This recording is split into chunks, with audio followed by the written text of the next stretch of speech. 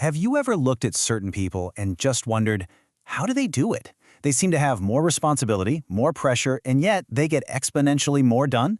It's like they're operating with a different set of rules.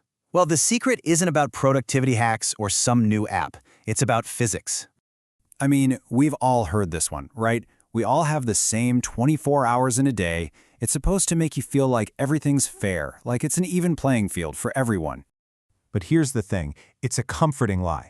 And to be clear, this isn't another explainer about productivity tips. We're going to go deeper. We're going to deconstruct this myth by looking at the signals, not the schedules, to really understand the hidden physics of how time actually works. So that brings us to our first big idea here, what we call the signal. And the signal is this. Time is not some flat democratic resource that's handed out equally. It actually has a structure. It has a hierarchy. And this right here, this is the fundamental shift in thinking. The common belief is that time is just this flat thing you have to manage, like filling up a container. But the signal, what high performers intuitively get, is that time is a structured hierarchy. Certain moments, certain activities have way more leverage than others. It's a totally different game. Not time management, but time leverage.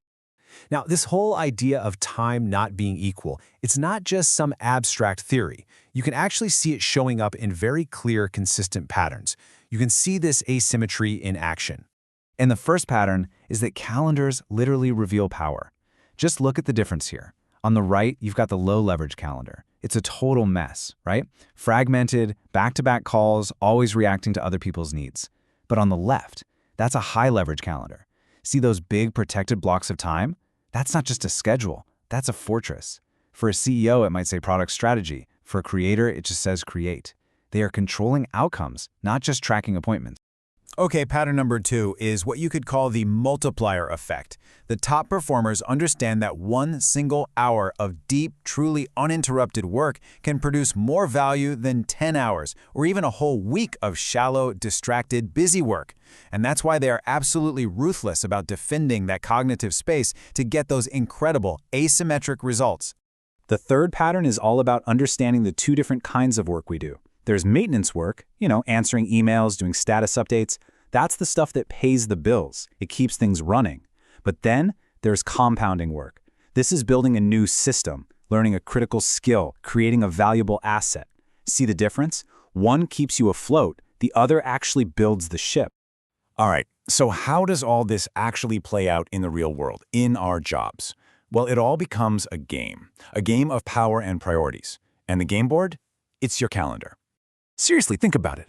Every meeting you accept, every deadline someone else sets for you, every single one is a tiny negotiation for status, for priority, for influence. If you look at your calendar right now, it's a brutally honest map of who has leverage over you. It tells the whole story. So, what's the flip side? What happens if you don't get these hidden physics of time? Well, you get stuck in a trap. And that's the cost. You fall for the illusion of being busy.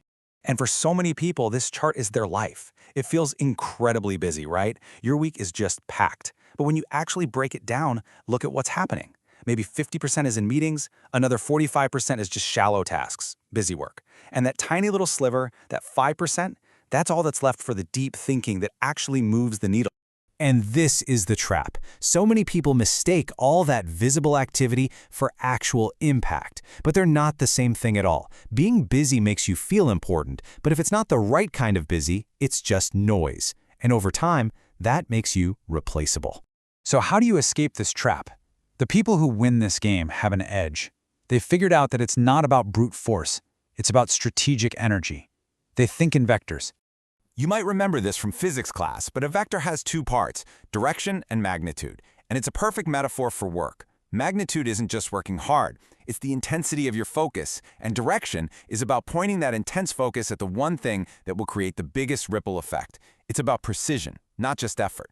And this right here, this is the core mental shift. The old low-leverage question is, how can I fit more into my day? It comes from a place of scarcity.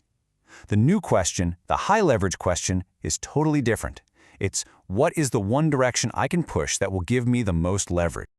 Okay, so what does all this mean for you personally?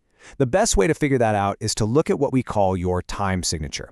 And you can do that by asking yourself 3 very sharp questions. First question, and be honest with yourself. Who really controls your calendar? Are you the architect deciding what matters, or are you just showing up to a building someone else designed for you? Second, where do you go to think deeply? And I don't just mean a quiet room.